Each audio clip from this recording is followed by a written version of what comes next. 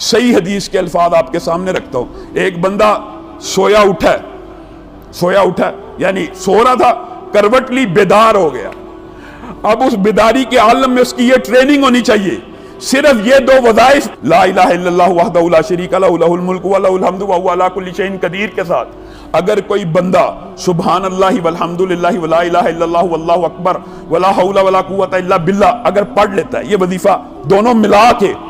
ایک دفعہ پڑھ لیتا ہے، صرف ایک دفعہ، صحیح حدیث ہے، سویا، کروٹ لی، اچانک آنکھ کھلی، رفع حاجت کے لیے آنکھ کھلی، کسی کام کے لیے آنکھ کھل گئی، صرف ایک مرتبہ یہ دونوں وظیفے پڑھتا ہے، ان کے بعد اللہ رب العزت سے جو بھی دعا کرتا ہے، نبی کریم صلی اللہ علیہ وسلم نے کہا وہ دعا فی الفور اللہ رب العزت قبول کر لیتے،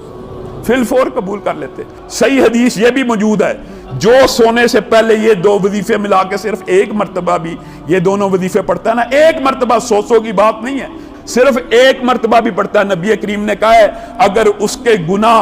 سمندر کی جھاگ کے برابر بھی ہوں معاف ہو جاتے۔